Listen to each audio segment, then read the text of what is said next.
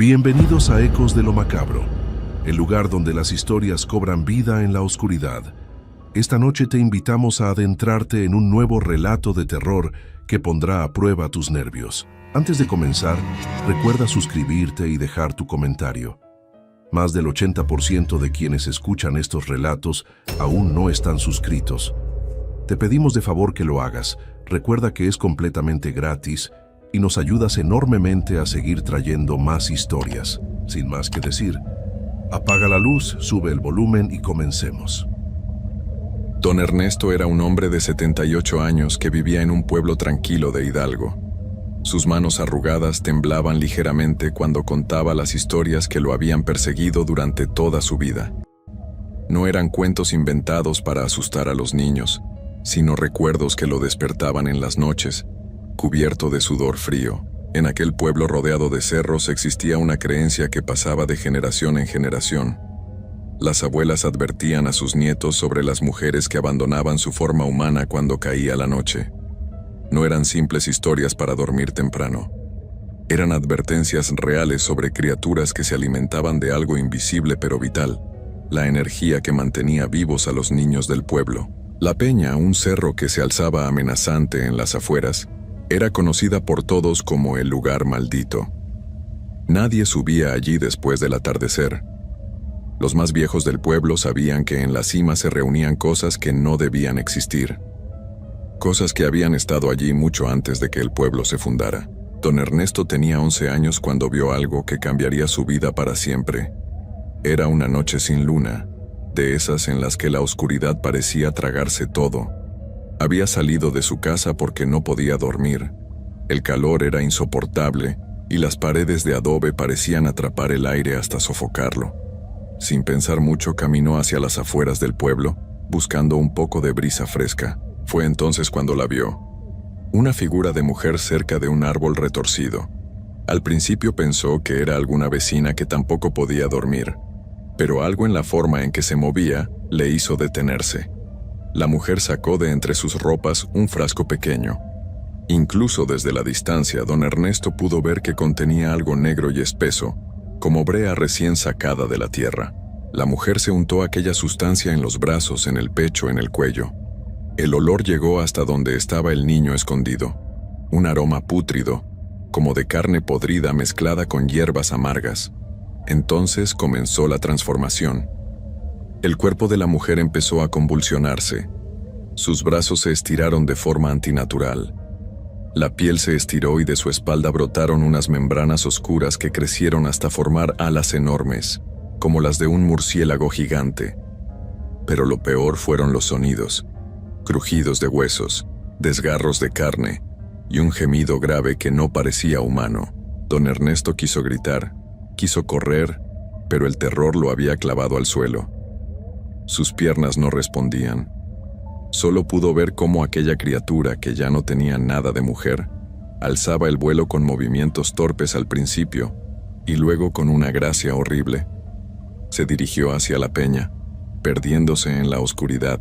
El niño corrió a su casa como nunca había corrido en su vida. Se metió en su cama y se cubrió hasta la cabeza con las cobijas, temblando sin control. No le dijo nada a nadie. ¿Quién iba a creerle? Pero esa misma noche los perros del pueblo comenzaron a aullar sin parar. Un aullido desesperado que erizaba la piel. Horas después, cuando apenas comenzaba a amanecer, unos gritos desgarradores rompieron el silencio. Era doña Socorro. Su voz atravesaba las paredes, llenando de pánico a todo el pueblo. La gente salió corriendo de sus casas, todavía en pijama, siguiendo aquellos gritos de madre desesperada. Don Ernesto y su familia también salieron. Cuando llegaron a la casa de doña Socorro, lo que vieron los dejó helados. En el suelo de tierra, iluminada apenas por un quinqué, yacía Socorro, la hija de 11 años de doña Socorro. La niña estaba pálida, tan pálida que parecía que toda la sangre hubiera abandonado su cuerpo. Tenía los ojos muy abiertos, mirando al techo sin ver nada, y en su cuello había unas marcas extrañas, como moretones en forma de dedos largos y delgados. La madre la sacudía suavemente, llamándola entre sollozos. Las vecinas comenzaron a rezar.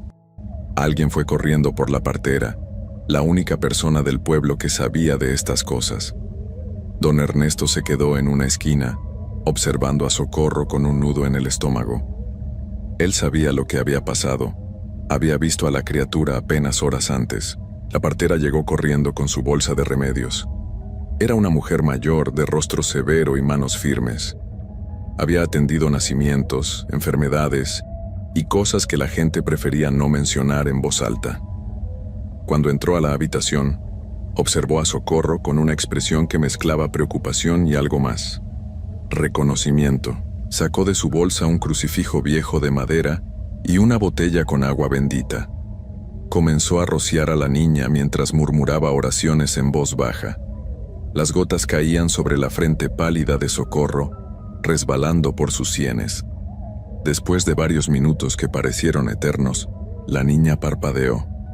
Lentamente, el color comenzó a regresar a su rostro. Socorro abrió la boca y dejó escapar un gemido débil.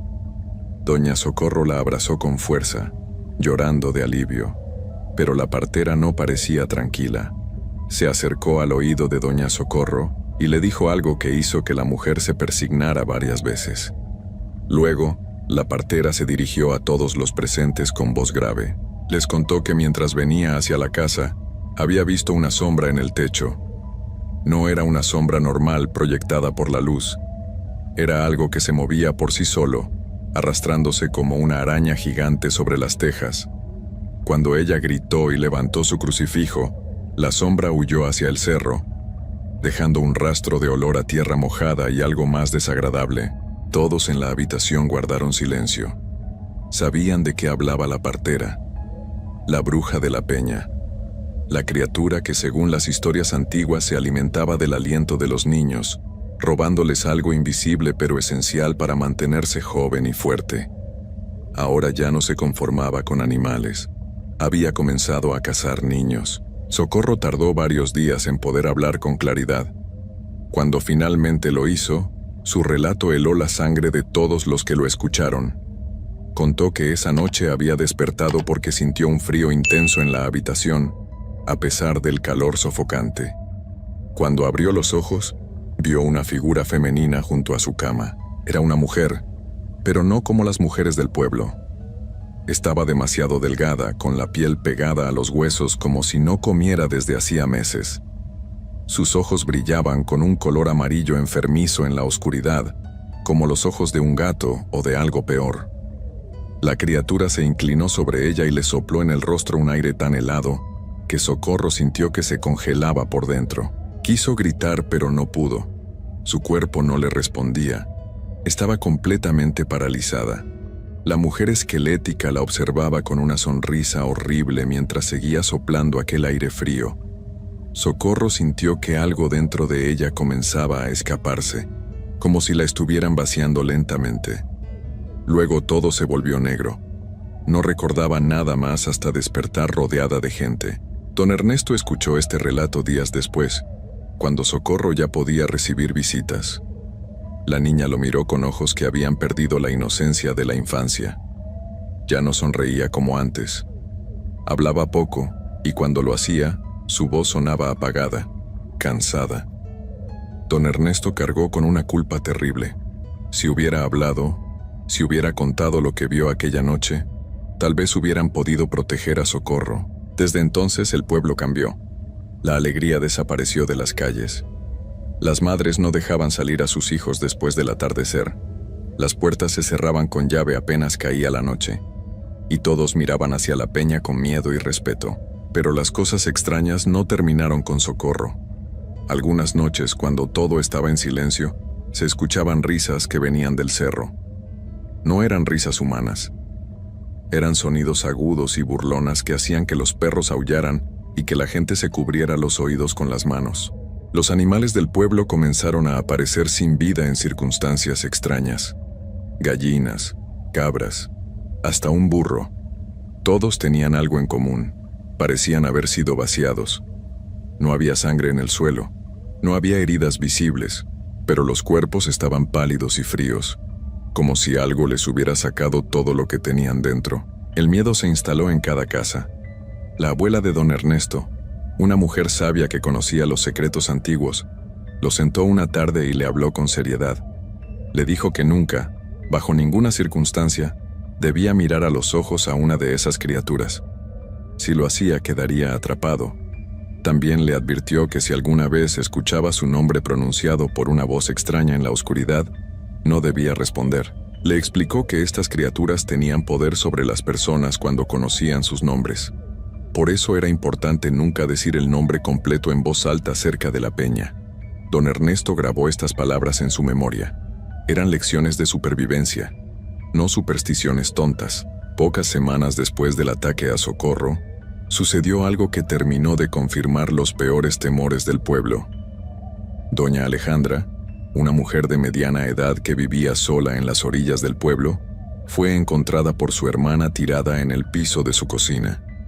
Estaba consciente pero no podía moverse. Sus labios se movían sin parar, murmurando palabras incoherentes. Cuando lograron sentarla y darle agua, doña Alejandra empezó a hablar con la mirada perdida. Contó que la noche anterior había escuchado que alguien raspaba su puerta. Pensando que era algún vecino que necesitaba ayuda, abrió sin preguntar quién era. Del otro lado no había nadie, solo la oscuridad y el viento. Cuando estaba por cerrar la puerta, sintió una mano fría que la tocó en el hombro. Se dio vuelta y vio a la mujer del cerro, la misma criatura de ojos amarillos que había visitado a Socorro. La mujer se acercó a su oído y comenzó a susurrarle palabras en un idioma que doña Alejandra no conocía, palabras que sonaban antiguas y terribles. Desde ese momento, doña Alejandra comenzó a debilitarse. Dejó de comer, dejó de dormir. Sus ojos se hundieron en las cuencas y su piel tomó un tono grisáceo.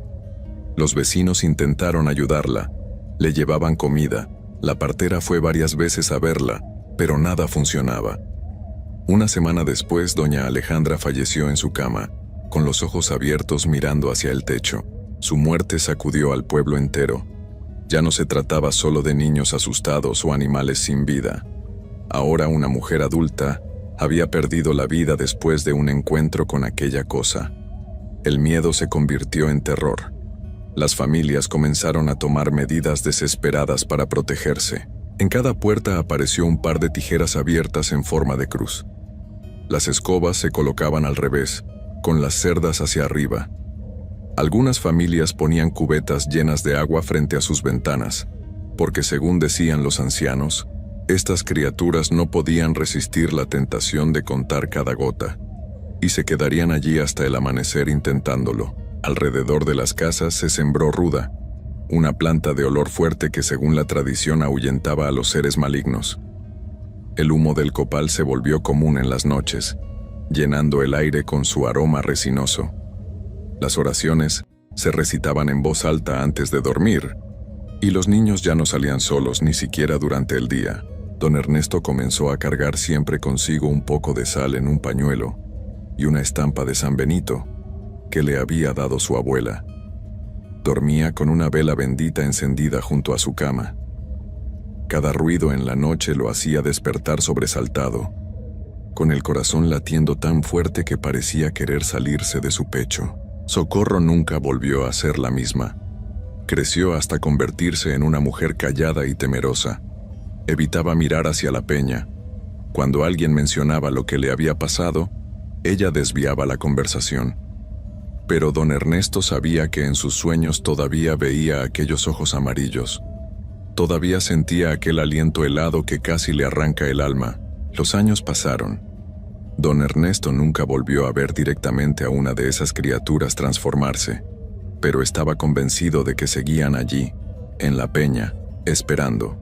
A veces, cuando el viento soplaba de cierta manera, traía consigo un olor inconfundible a tierra mojada y descomposición. Los perros enloquecían, aullando hacia el cerro con un miedo primitivo. Su esposa solía burlarse suavemente de él cuando lo veía revisando que las tijeras estuvieran bien puestas en la puerta antes de dormir.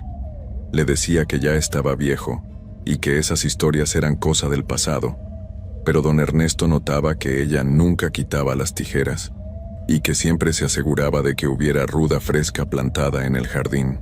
Sus nietos, cuando venían de visita desde la ciudad, se reían de sus historias.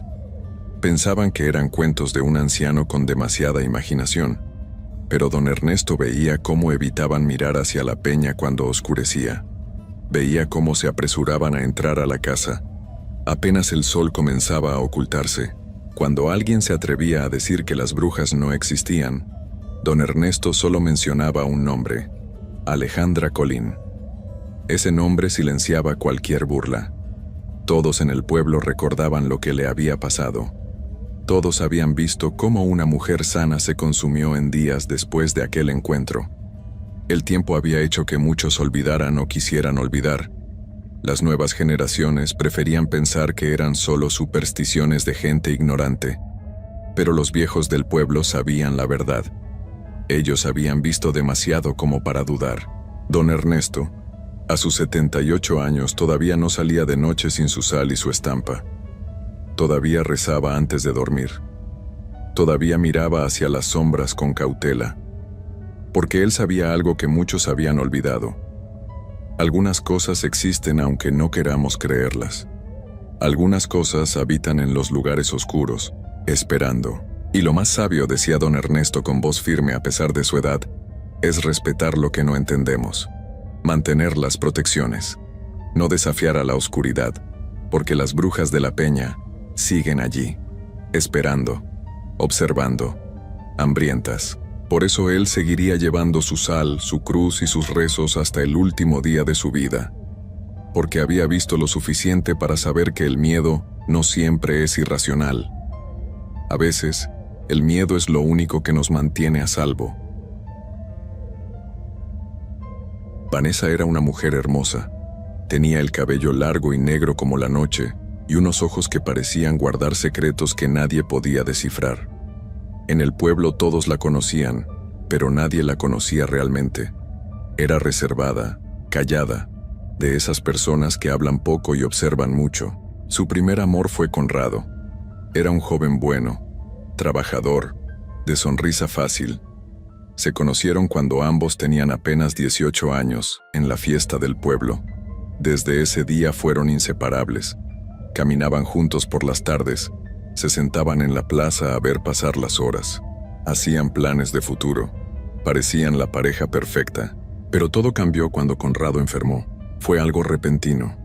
Una fiebre que apareció sin aviso y que no cedía con nada. Los doctores no sabían qué tenía.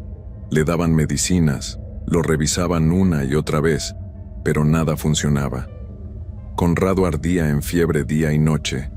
Sus ojos se hundieron, su piel se puso pálida como la cera. En menos de 2 semanas el joven fuerte y saludable que todos conocían se convirtió en una sombra de sí mismo. Vanessa no se separó de su lado ni un momento.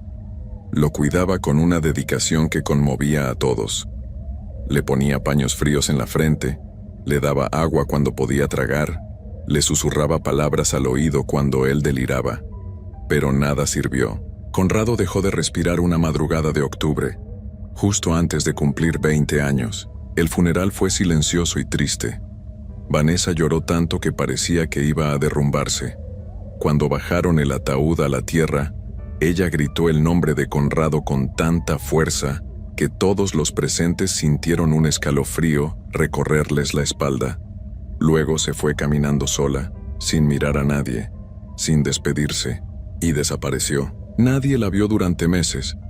Su casa permanecía cerrada, las cortinas corridas, sin señales de vida. Algunos vecinos tocaban la puerta de vez en cuando, pero nunca había respuesta. Corrieron rumores. Unos decían que se había ido del pueblo. Otros, más oscuros, susurraban que ella también había dejado de existir, que no había podido soportar la pérdida. Pasaron 6 meses completos, hasta que un día, Vanessa apareció en el mercado del pueblo como si nada hubiera pasado. Llevaba un vestido negro, pero su rostro ya no mostraba lágrimas. Caminaba con la cabeza en alto, serena. La gente la miraba con sorpresa, algunos incluso con temor, como si vieran a alguien que había regresado de un lugar prohibido.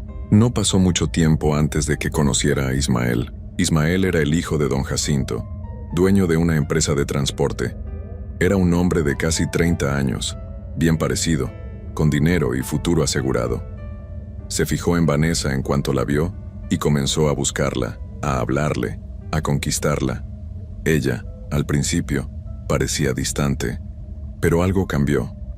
En cuestión de semanas, Vanessa aceptó sus atenciones. La relación avanzó a una velocidad que dejó a todos boquiabiertos. Apenas 3 meses después de haberse conocido, Ismael y Vanessa se casaron. La boda fue enorme, ostentosa. Don Jacinto no escatimó en gastos. Hubo música en vivo, comida para todo el pueblo, flores por todas partes. Pero mientras la gente comía y bailaba, muchos no podían dejar de murmurar. Era demasiado pronto, demasiado rápido. Vanessa apenas había salido de su encierro y ya estaba casada con otro hombre, pero nadie se atrevía a decir nada en voz alta. La felicidad duró exactamente 3 meses. Una tarde, Ismael estaba trabajando en el rancho de su padre cuando ocurrió el accidente. Estaba revisando un tractor agrícola viejo que llevaban días intentando reparar. Algo falló. Nadie supo bien qué, pero el motor arrancó de golpe. Las cuchillas se activaron y el tractor se volcó sobre él. Cuando lo encontraron, era imposible reconocerlo. El cuerpo estaba destrozado, retorcido, irreconocible. Don Jacinto casi perdió la razón al ver a su hijo así. Vanessa llegó poco después, acompañada de unos vecinos. No gritó, no lloró de inmediato, solo se quedó mirando, pálida con los ojos fijos en lo que quedaba de Ismael. Luego se dio la vuelta y se fue. Y otra vez Vanessa desapareció, 6 meses más. 6 meses en los que nadie volvió a verla. Su casa permanecía cerrada, silenciosa, como una tumba. Los vecinos ya no se acercaban. Había algo en esa casa, en ese silencio, que provocaba miedo. Un miedo que no podían explicar con palabras, pero que sentían en el estómago cada vez que pasaban frente a ella. Cuando Vanessa volvió a aparecer, ya nadie se sorprendió. Era como si supieran que iba a regresar, que ese era su patrón. Pero lo que sí sorprendió a todos fue verla de nuevo acompañada, esta vez del brazo de Jorge, un hombre de negocios que había llegado al pueblo hacía poco tiempo. Jorge era diferente a los anteriores. Era mayor, más serio, con contactos en la ciudad. No parecía el tipo de hombre que se dejaría llevar por emociones. Pero con Vanessa fue distinto. Se enamoró como un adolescente. La buscaba a todas horas, le llevaba regalos, hablaba de ella con quien quisiera escucharlo. La gente del pueblo ya no sabía qué pensar. Algunos sentían lástima por Jorge. Otros simplemente preferían no opinar, como si hablar del tema trajera mala suerte. La relación duró 6 meses esta vez. Jorge y Vanessa no se casaron, pero vivían juntos, hacían planes. Él le había propuesto matrimonio y ella había aceptado. La boda se programó para el siguiente mes, pero Jorge no llegó a ese día. Una noche salió con unos socios a una cantina en el pueblo vecino. Estaban celebrando un negocio que había salido bien. Bebían, reían, disfrutaban, hasta que entraron unos hombres armados. Nadie supo realmente qué buscaban o a quién. Lo único cierto es que comenzaron a disparar. Fue un caos total. Gente corriendo, gritos, mesas volcándose, vidrios rompiéndose. Cuando todo terminó, había varios heridos y varios que no sobrevivieron.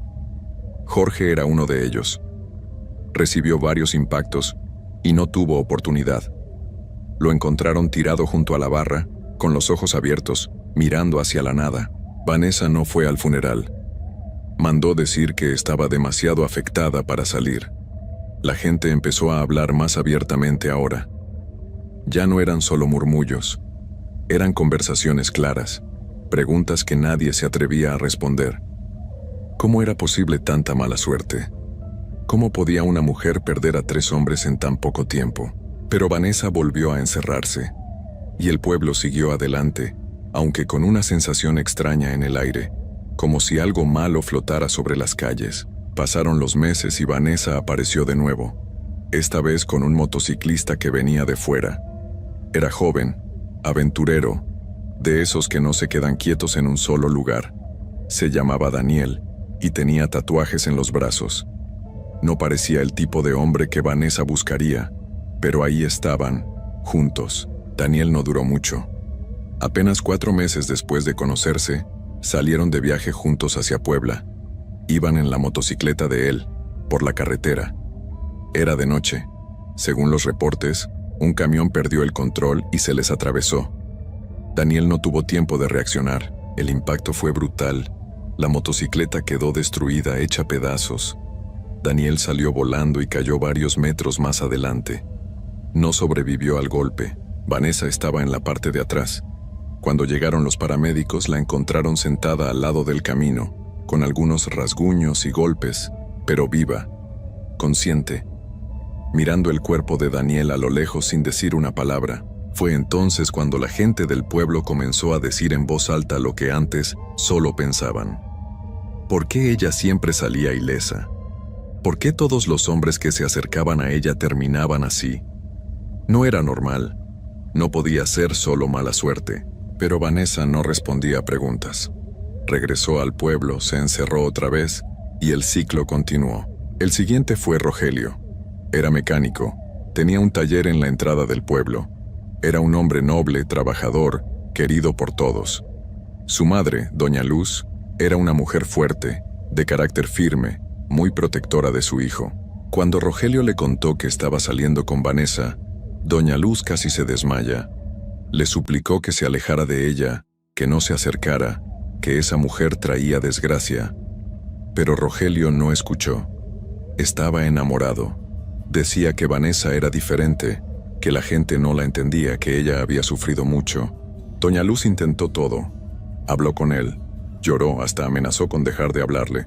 Pero Rogelio no cambió de opinión. 6 meses después, Rogelio estaba cerrando su taller una noche cuando 2 hombres lo asaltaron. Le exigieron dinero. Rogelio les dio todo lo que tenía, pero no fue suficiente. Uno de ellos le disparó. Rogelio cayó al suelo y los hombres huyeron corriendo. Cuando lo encontraron ya era tarde. Había perdido demasiada sangre. Doña Luz llegó al hospital justo cuando los doctores salieron a darle la noticia. Su hijo había dejado de existir. El dolor de doña Luz se convirtió en furia. El funeral de Rogelio fue un mar de lágrimas. Todo el pueblo estaba presente. Era un hombre querido, respetado, y su partida dejó un vacío enorme. Vanessa también asistió, vestida de negro como siempre, con el rostro serio y la mirada perdida. Doña Luz la vio entrar y algo dentro de ella estalló. Se acercó a Vanessa con pasos firmes, sin importarle quién la estuviera viendo. La tomó del brazo con fuerza y le exigió respuestas. Le preguntó qué le había hecho a su hijo, por qué todos los hombres que se acercaban a ella terminaban así, qué tipo de maldición cargaba. Vanessa solo la miró con ojos vacíos y no dijo nada. Se soltó con suavidad y se fue del funeral sin despedirse de nadie. Doña Luz quedó furiosa y desesperada. Fue a la policía, pero no le hicieron caso. No había pruebas de nada. Eran solo coincidencias trágicas, le dijeron. Mala suerte, pero doña Luz sabía que era algo más. Lo sentía en los huesos. Pasaron las semanas y doña Luz comenzó a vigilar a Vanessa. La seguía de lejos, observaba sus movimientos, anotaba con quién hablaba. Y entonces lo descubrió. Vanessa tenía un nuevo hombre. Se llamaba Martín, era camionero y acababa de mudarse al pueblo. Doña Luz supo que no podía quedarse de brazos cruzados. Tenía que detener a Vanessa antes de que fuera demasiado tarde para Martín también. Una noche, cuando sabía que Vanessa no estaba en casa, doña Luz se coló por la ventana de atrás. Su corazón latía con fuerza. Sabía que estaba haciendo algo peligroso, pero el recuerdo de su hijo la impulsaba a seguir adelante. La casa estaba oscura y fría. Olía a velas apagadas y a algo más, algo extraño que doña Luz no pudo identificar. Caminó despacio, con cuidado de no hacer ruido. Revisó la sala, la cocina, el baño. Todo parecía normal, hasta que llegó al cuarto del fondo. La puerta estaba entreabierta. Doña Luz la empujó con cuidado y lo que vio la dejó paralizada. En el centro del cuarto había un altar. No era un altar normal, de esos que tienen santos o vírgenes. Era algo oscuro, perturbador. Había velas negras apagadas, Fotografías de hombres que doña Luz reconoció de inmediato: Conrado, Ismael, Jorge, Daniel y Rogelio.